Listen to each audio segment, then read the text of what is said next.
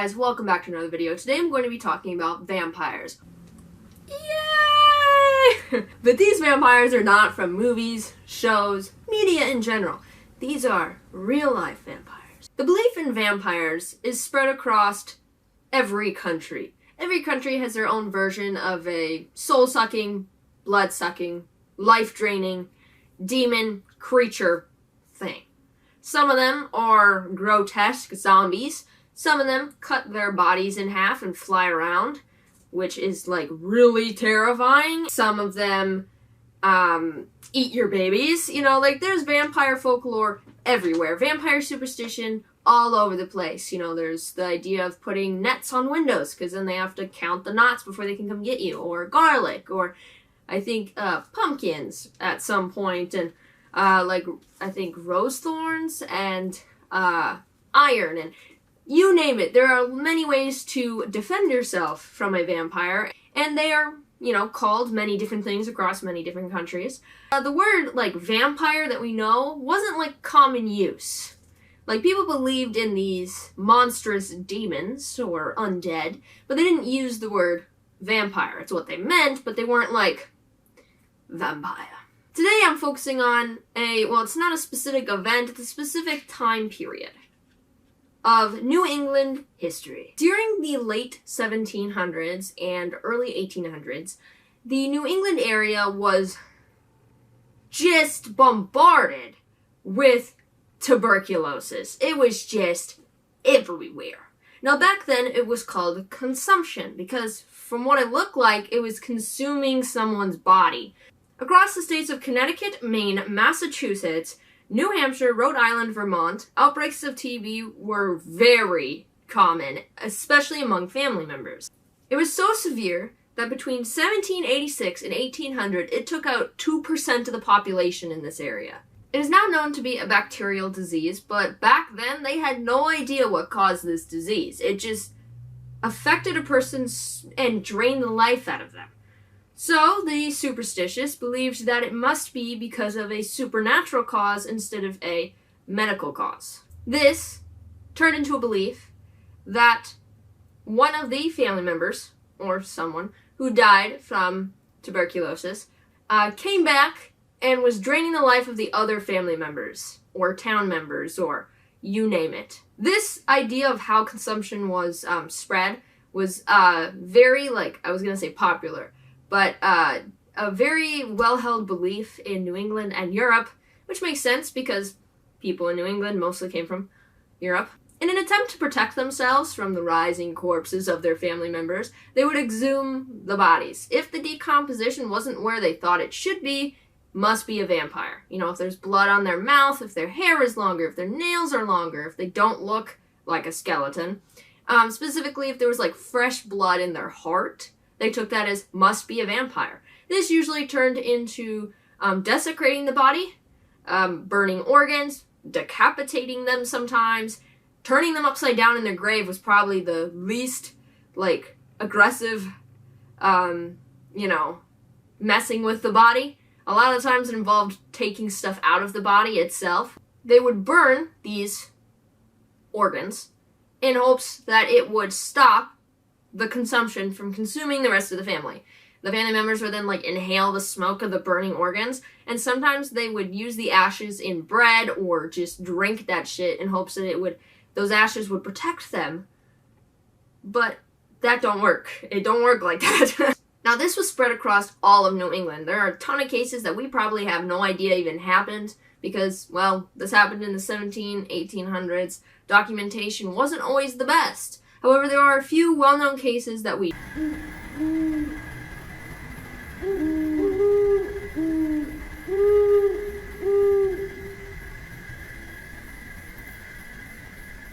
One of these well-known cases is Rachel Harris Burton. Rachel Harris Burton, from Manchester, Vermont, married Captain Isaac Burton.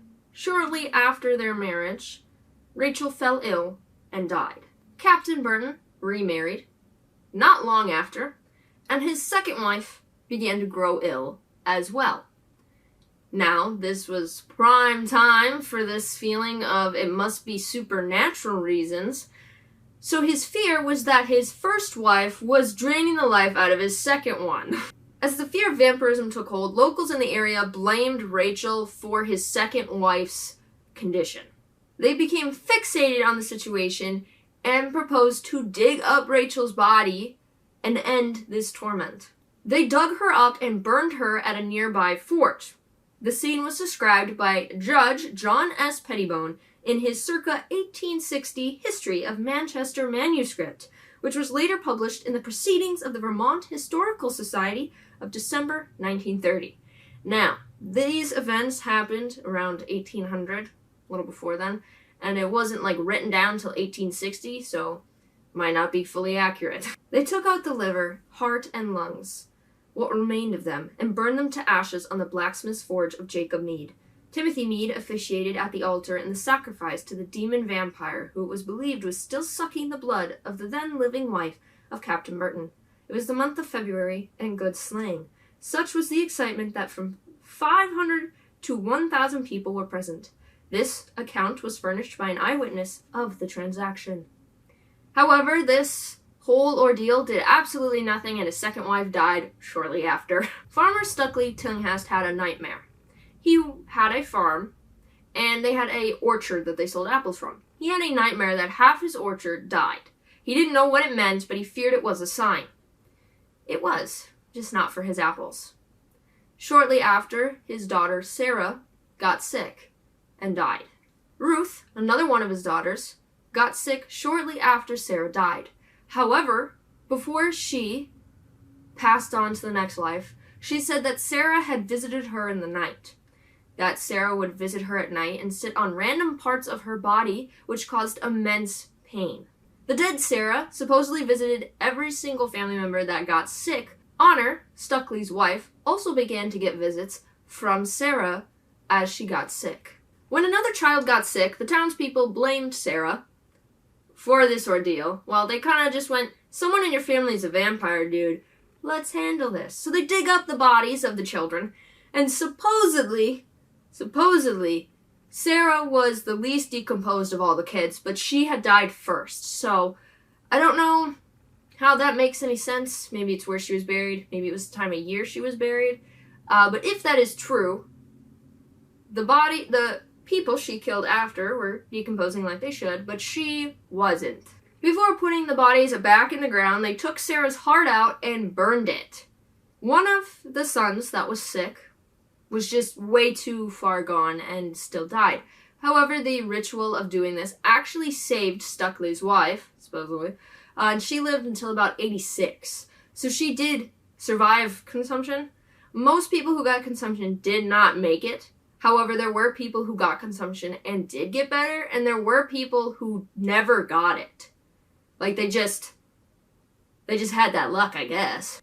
Out of Stuckley's 14 children, 7 of them died. So his nightmare of half his orchard dying kind of fit perfectly. The family of Philip Saladay came from Switzerland and bought and settled on a lot in the French Grant. Consumption developed itself throughout the family. The head of the family and the oldest son had died, and the others were beginning to contract symptoms. They resolved to disinter one of the victims, take his entrails, and burn them in a fire prepared for the purpose in the presence of the surviving family members. This was accordingly done in the winter of 1816 to 1817.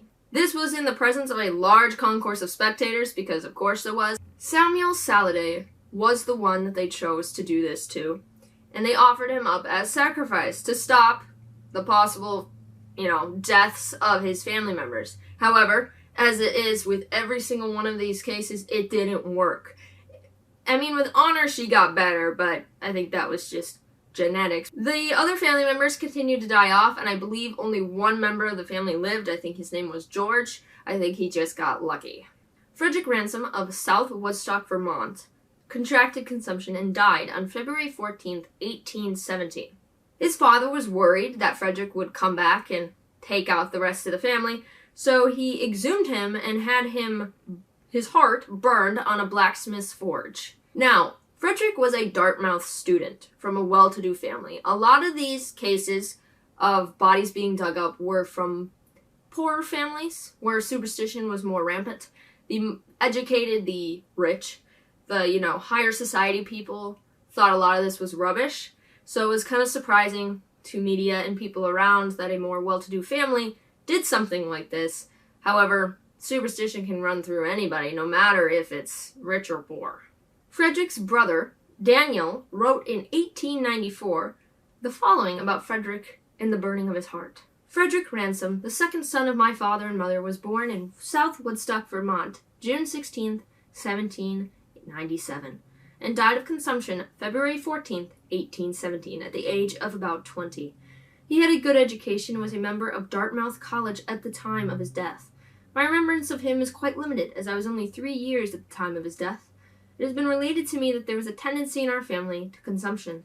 It seems that father shared somewhat in the idea of hereditary diseases, and withal had some superstition, for it was said that if the heart of one of the family who died of consumption was taken out and burned, others would be free from it. And father, having some faith in the remedy, had the heart of Frederick taken out after he had been buried, and it was burned in Captain Pearson's blacksmith forge. However, it did not prove a remedy, for mother, sister, and 2 brothers died of that disease afterward. In May of 1854, the Ray family of Druid City, Connecticut had a problem. The large farming family was slowly dying off from consumption. The first fatality was 24-year-old Lemuel Ray, who died in 1845. His father, Henry Ray, died in 1851. 2 years later, 26-year-old Elisha Ray died in 1853, and a year after that, another one of Henry's sons, Henry Jr., died in 1854. The family had exhausted traditional means on trying to get rid of this disease, so they decided to go the superstition route. They dug up 2 of the sons and burned them on the spot.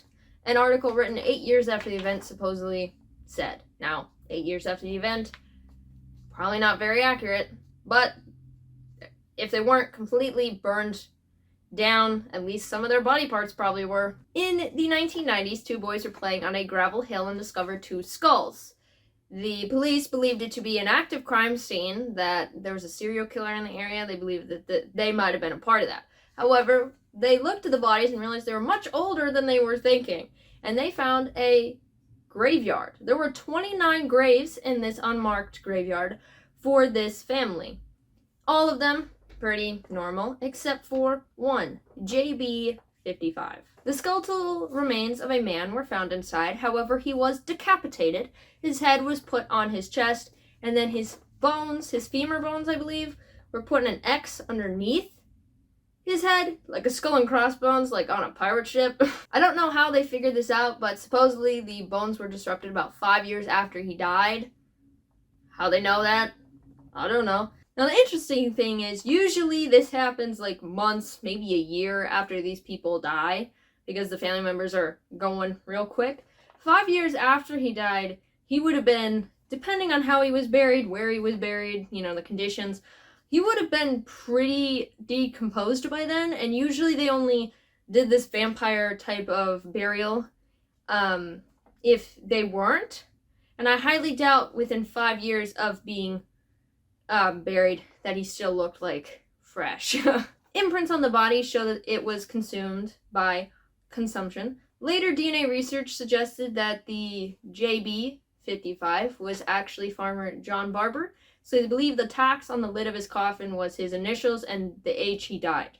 There were 2 graves nearby labeled IB 46, a woman, and NB 13, most likely his wife and son. And he was probably exhumed because one or both of them were sick, and they just couldn't. They wanted to see if it would help them, and I'm guessing it didn't. The last case I'm going to be talking about is probably the most famous of these vampire panic cases, and that is the case of Mercy Brown. In Exeter, Rhode Island, several members of George and Mary Brown's family were suffering from consumption. The first to be taken out by the disease was Mary Eliza, the mother, and shortly after, in 1884, their oldest daughter, Mary Olive. In 1891, daughter Mercy and son Edwin also contracted the disease. Mercy later died in January of 1892, but Edwin was fighting for his life. George was persuaded by townsfolk to dig up the bodies of his family members to see which one of them was trying to kill off his son Edwin. Out of the 3 family members that they dug up, Mercy showed the least amount of decomposition. However, she was 1, the last one to die, and 2, she died in January. They took this as she must be the young agent that is trying to kill off Edwin. Even though the other 2 died first. But of course it has to be Mercy. She must be the vampire. As superstition has shown us, they took Mercy's heart and liver and burned them. And the ashes were mixed with water, and Edwin had to drink it. His sister died like a few months ago, and now he's drinking the ashes of her heart. I don't know if he thought that was creepy, but I know I would think that's creepy. They believed that this would stop the illness and save Edwin. However, it didn't, as it never does when they do this, and a few months later, Edwin died. What remained of Mercy's body was buried in the cemetery of the Baptist Church in Exeter after it was desecrated. Her gravestone is still around today. A lot of people leave like little trinkets and tokens for her. She's probably the most well-known case out of every vampire panic. If you look up New England vampire panic, Mercy Brown is the first name that usually pops up in every search you do. In the end, George Brown was one of the only few to never contract consumption. There are people who just never got it. Like, their entire family would be wiped out. But they either A, never got it, like, at all, or they did but survived it. George was one of those people who outlived his entire family, which is just heartbreaking that he had to watch every one of his family members die.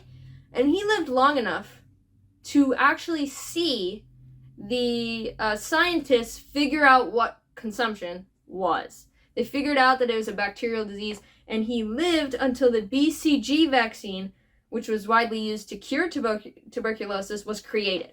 So he lived long enough to watch his entire family die, but also see the cure for the disease that could have saved his family, which is also really sad. But also he got to live long enough to know it wasn't vampires, which I bet the guilt of digging up his daughter lived with him forever. But at least he got to see it happen.